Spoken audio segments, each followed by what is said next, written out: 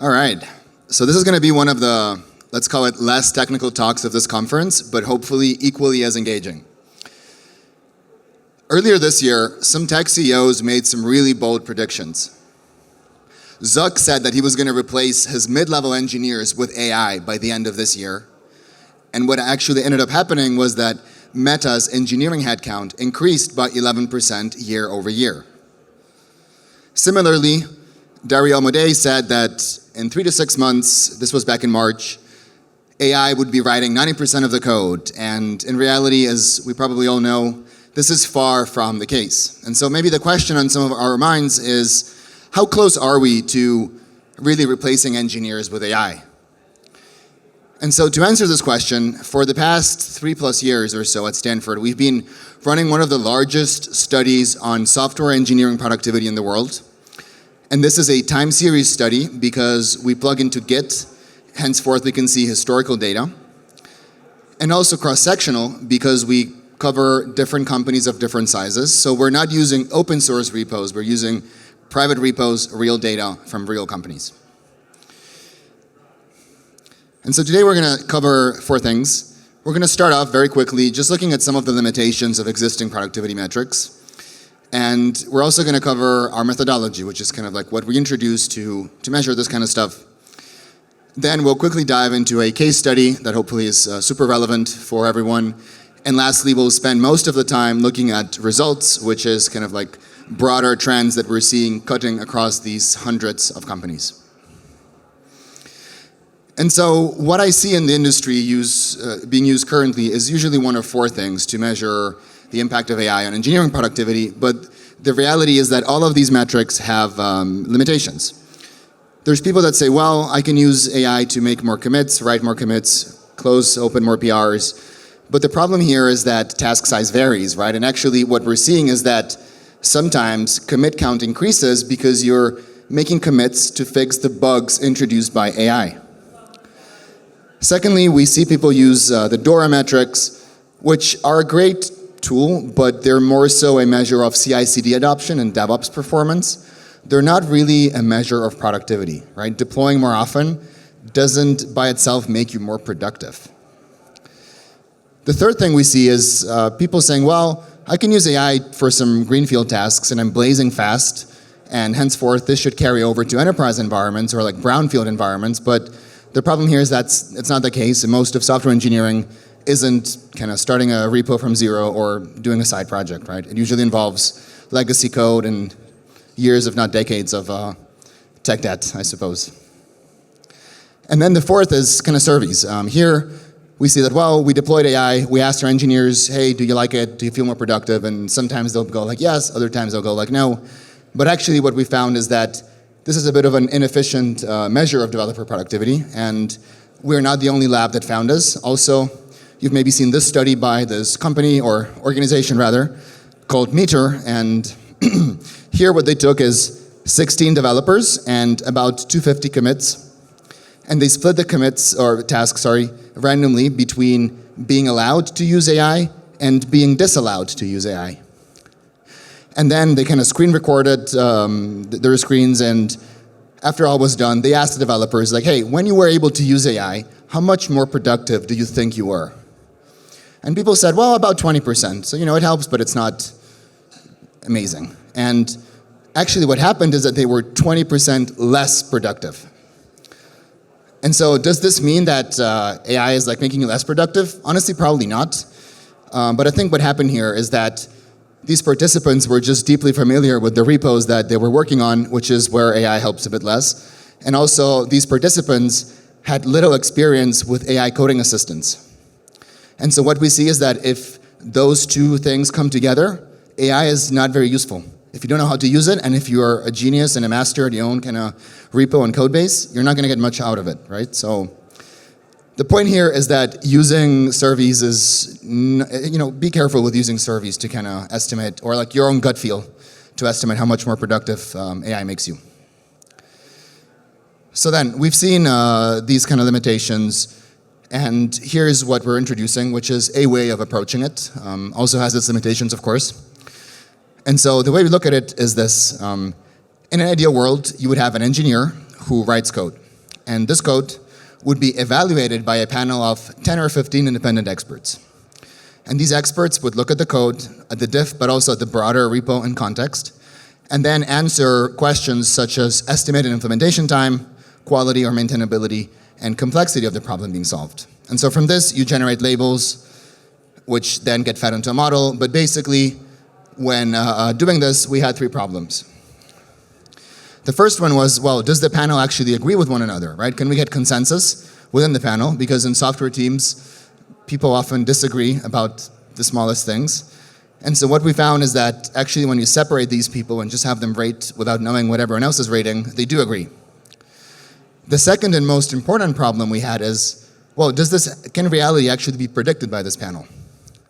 And we found that yes, we ran some sandbox experiments, and for the most part, this is a good measure. And then we had a scalability problem, which is like, well, how the hell do you scale this up to an entire company of 10,000 engineers, right? And so we then built a model which kind of replicates the work of this panel. It's like I would call it like a classical ML model. It's not a language model, and then essentially replicates the work of these humans. On a slightly more technical level, what it does is we plug into Git, and then the model analyzes the source code changes of every commit. It quantifies these changes to replicate this panel. It combines this with Git metadata, meaning that every commit has a unique SHA, an author, a timestamp, and whatnot. And so then the output delivered by a team, even though what they do is mostly not coding, the things they do around not coding feeds through the source code. And by measuring at the choke point called source code, you can get a view of what we call output, which is, just that, output. It's not exactly productivity. And then also you can kind of get a quality metric, as you see here. So then, now that we've seen kind of some theory, let's dive into a case study, which I think you'll find really interesting. So here, we worked with a company, large enterprise, think thousands and thousands of engineers, and we took one sub-team reporting under one vice president of about 350 people. And we measured the 4 months after and the 4 months before using AI or adopting AI. When I mean adopting AI is they bought a coding assistant license and then they made sure people used it. Not super sophisticated, but a flavor of AI adoption.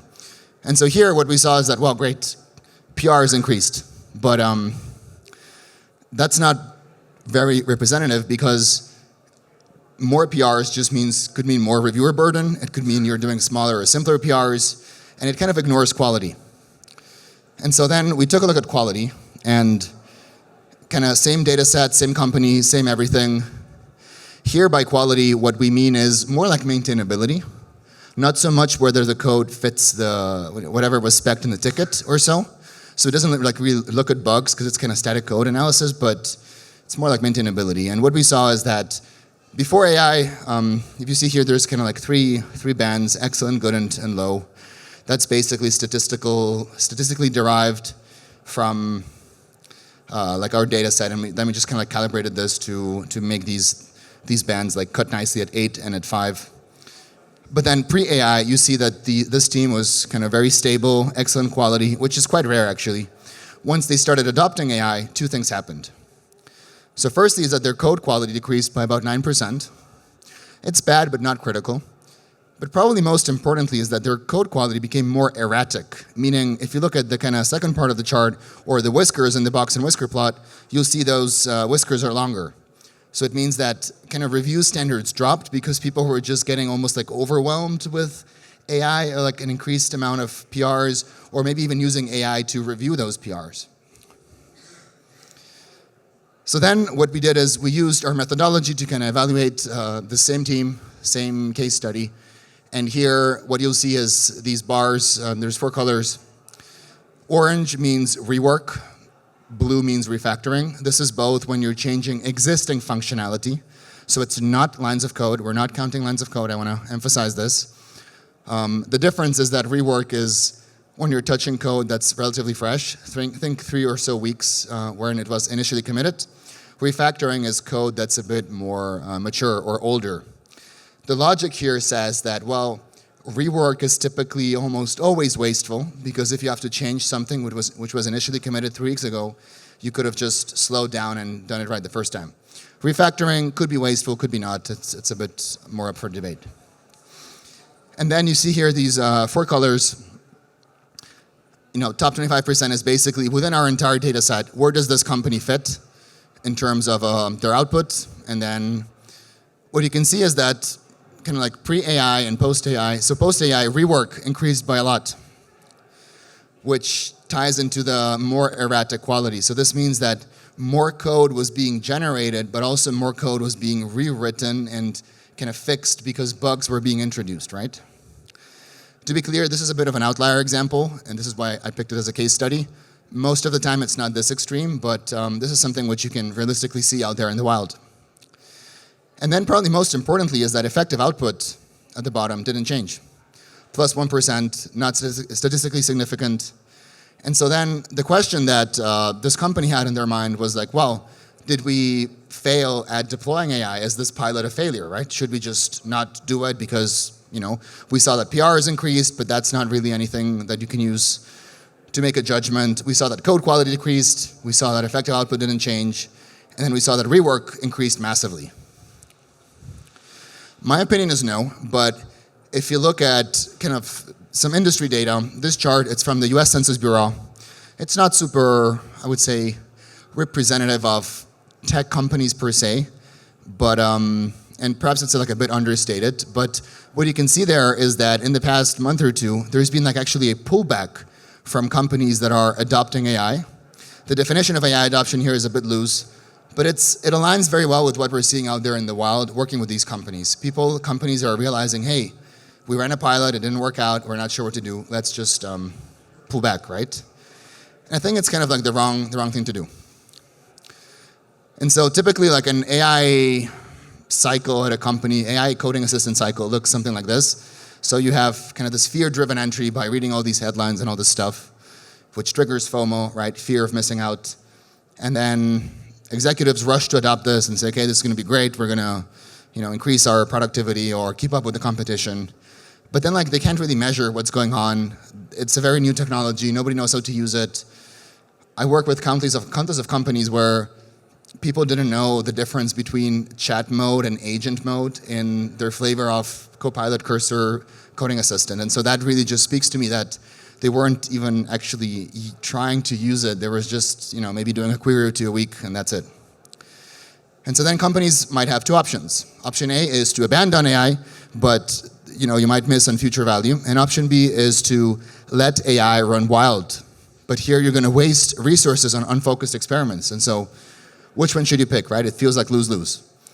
Well, there is a third option, but before we do that, we're gonna, take a step back and look at some of the results across industry, across all industries, right, and across our data set, because this data that we looked at just now was only for one case study. So then this is data from 136 teams, 27 companies, pretty representative. It's data from, I think, April of this year. So, at this point, 6 months old, which is a while, but, Q1, so March, I guess. But yeah, I think still very much relevant. So here what we see is kind of like the productivity gain from using AI, depending on whether a task is low complexity versus high complexity, and also greenfield versus brownfield. And what we're seeing is that kind of for greenfield, low complexity stuff, it's just insane, right? You get 100% plus gains, which is great. Eventually I'm sure there's people getting more. It's just that these shapes are basically the distribution of the data flipped 90 degrees to the left. What we also see is that, for greenfield high complexity, it's about 15%, so pretty solid gain. And this number is aligned with other research labs that we interact with, both in industry and also in universities. So it's typically this kind of figure, about 15% or so. No matter kind of how you measure, as long as it's scientifically valid way to measure it. What you'll notice is that for brownfield, the picture looks much less pretty. And especially for brownfield high complexity, which might be a lot of the stuff that people in this room are doing, it helps, but it's not, not changing your world too much. And most importantly is that the line below 0%, that's when teams were seeing a decrease in productivity. And so it's interesting how something like 15% of teams using AI for high complexity brownfield tasks saw a decrease from using AI, which is quite interesting. Another way to slice this is to look at the language popularity, right? So we have kind of a matrix, 2x2 matrix with task complexity at the left and language popularity at the bottom. And here, language popularity is basically like a proxy for how much data is available in the training corpus. So more popular languages like Python and Java have more data, henceforth models know how to operate in it better, and henceforth you're getting a bit more productivity gain, between 10 and 25%, depending on whether you're doing something complex or less complex. But for your more like niche, low resource languages like COBOL, Haskell, Elixir, some of this stuff, you get hardly anything, and even if you're doing high complexity stuff, you can expect a degradation in productivity, which is quite interesting. So then this slide is from a study that was conducted March this year, but unfortunately already 2 generations, well, 1.5 generations outdated, which is interesting. But I think the point still stands here, and it shows kind of this benchmark that they did, which kind of goes beyond the typical needle in a haystack type of tasks, where they asked models to kind of perform a certain task, and then they would kind of see how performance would degrade as the context window increased. And so what you can see is that there is a bit of a steep performance loss that happens like right away, almost, right, for many models. And by the time you're at 32,000 tokens, for these models, you were at 50% performance loss. This is probably a bit better now with the newer models, but there's still kind of the other side of the equation that one query to an LLM for a coding assistant task might be 50,000 tokens, depending on how complex it is, right? So on the one hand, you have kind of vendors improving the performance of models across context windows. On the other hand, you have kind of each query taking up more tokens. And here, if you take a look at Gemini 1.5 Pro, they claimed like a 2 million token context window, but by the time you were at 32,000 tokens, this model was already at like 50% of its performance, right? And so you're, 3-4% into your context window, and you're already seeing a degradation of 50%. That's a bit extreme, right?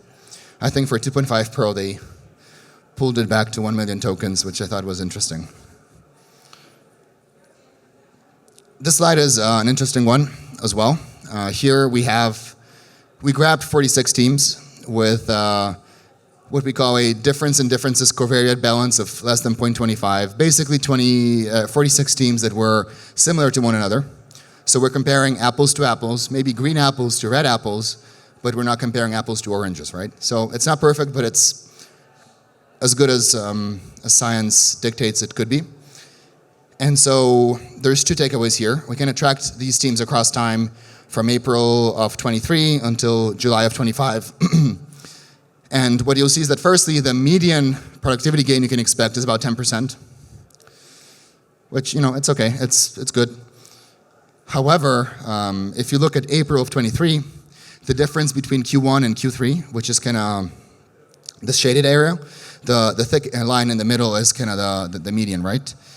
So the difference there was 5%. But this difference grew by July of 25 to 20%, so it's a 4x increase. And what this really means is that if I project this forward very unscientifically, like I just kind of make it up, but see what happens, right?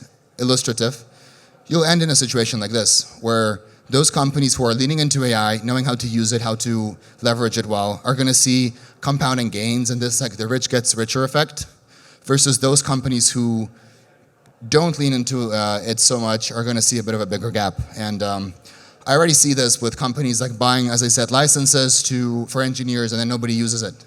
And then, okay, they're like, people, you have to use your Copilot, so then they kind of do some bogus queries. There we go.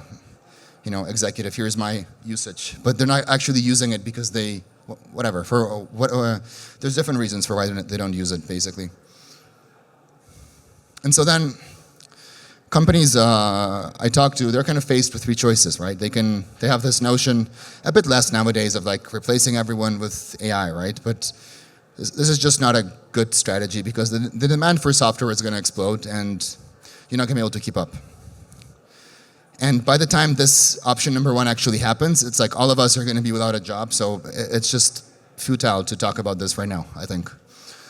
The second option is where I see most companies currently is they kind of spray AI and pray, and they just kind of freeze headcount and they say, well, we're going to let AI kind of increase our productivity to keep up with the market. But the problem is that doing this without really measuring and controlling and being diligent is going to land you in that bottom quartile.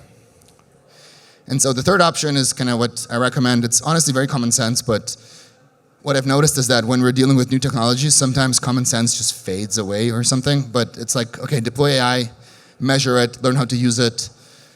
This takes time, right? You have to champion a learning culture, and you have to do it because it's very hard to leapfrog from the bottom quartile to the top. And so if you don't get started on this journey now, you're going to struggle later. And then when I talk to teams, people ask me, well, what are the companies that are in that top quartile doing differently? And it's usually these 3 things. They kind of like use AI in every stage, not just in their IDE, but also across the software development lifecycle, right? In various capacities. Secondly is that they run multiple parallel agents. They don't just kind of prompt their cursor and sit there scrolling Instagram, like I do, by the way, sometimes. And then it's like, oh, I'm being so productive, right? It's like they are a bit more methodical about it. And then the third one is kind of like more rigorous measurement and A/B testing, right? It's AI, like using AI for coding is very new. We're almost 3 years in, but it's still super new, and nobody has really figured it out yet. And every 6 months, every 2 months, you get a new model that like shifts things around and new stuff that just changes the picture. So then in case it wasn't super obvious, the answer to the question of how close are we to replacing engineers with AI is not very close, no matter what tech CEOs might say. And so then, if you've enjoyed this talk and if you would like similar insights for your company, I encourage you to participate in our research. You can get a live dashboard with similar data like this, and you can sign up at softwareengineeringproductivity.stanford.edu. Thank you so much, and I think we have 1 minute for, I guess, 1 or 2 questions.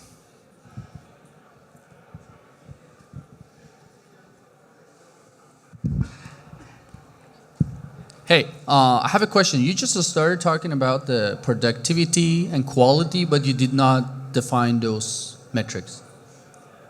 Yeah, so good question. Let's take a look. So productivity or output is essentially what you see here. It replicates a panel of humans. And so then what this does is that we calibrated this to a level whereby a median engineer across the entire data set delivers 10 output units per month. And then we kind of like benchmark it off of that. Quality is similar. It replicates this panel. I might have mentioned that it's not so much whether a feature or a ticket, a task is bugged or not or fits the spec. It's more so like maintainability. Essentially, how cleanly written, canonical is this code versus like a complete mess. They are a bit loose definitions, but it's hopefully that clarifies a bit. But the whole point was like, so technically this is subjective to those people. Those experts can be dumb, can be God, and the whole research here can't be quantified or quantized to be a scalable, like company foo can use that. That's what the whole point, right? I mean, the whole thing you presented can be bogus as well. That's what I'm saying. I guess it could be. That's a fair point.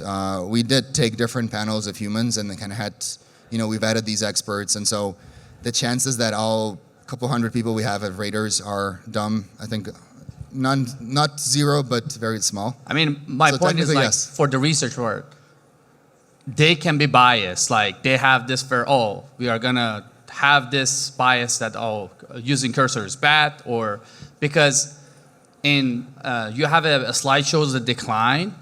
So for instance, that decline, there was like a bunch of companies, they're like adopting Ray, right? Mm-hmm. This can be a lot of reasons. For good example, this conference, right? This year have like 80% fewer attendees than last year.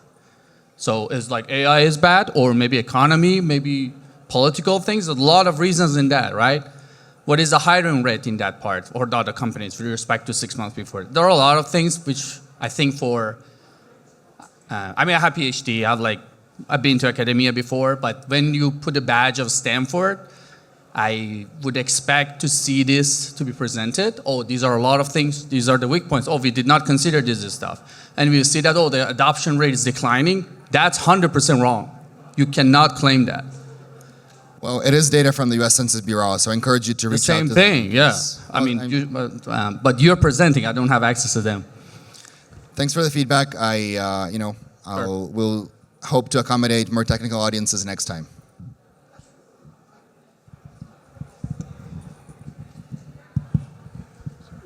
So did you look at the data from Goldman Sachs or Morgan Stanley or Citibank, recent press reports and write-up on Wall Street Journal on using Devin?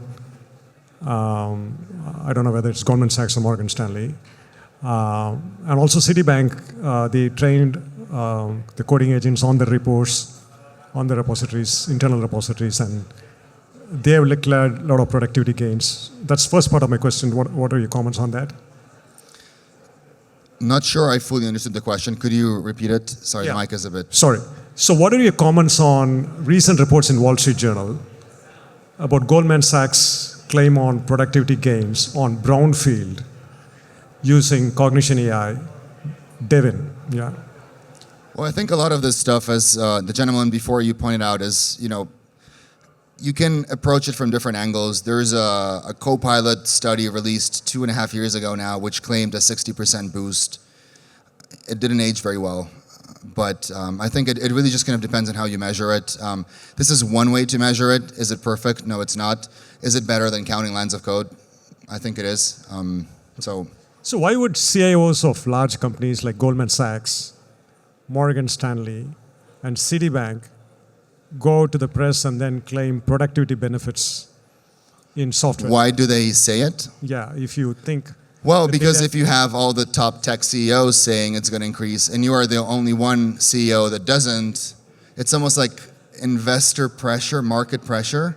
You want to keep up with the hype, and if you're the first one to say, hey, actually, let's be a bit more disciplined, it's helpful, it's going to be great, but we're not there yet. If you say that, your stock is going to crash. And so CEOs are stuck in this cycle, and then oftentimes CTOs reach out to me asking hey, so I'm in this situation, the CEO is pointing at whatever thing Zuck said last week, and now I have to tell him that we're not there yet. We have to make some, not because we're not a good company, but because the technology just isn't there yet.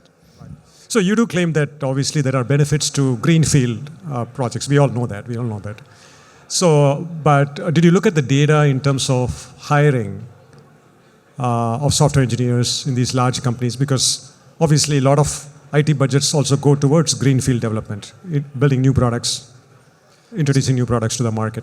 When you say hierarchy, do you mean the seniorities of the engineers? Yeah, I'm looking more at the... Yeah, we have that data. We connect to the HR systems. It's hard to normalize seniorities and job titles across companies.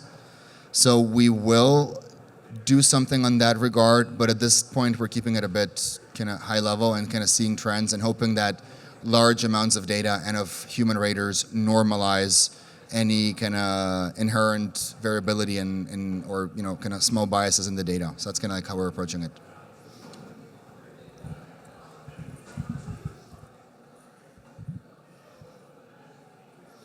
Cool. Well, I think that's all the time we have for today. Thank you so much.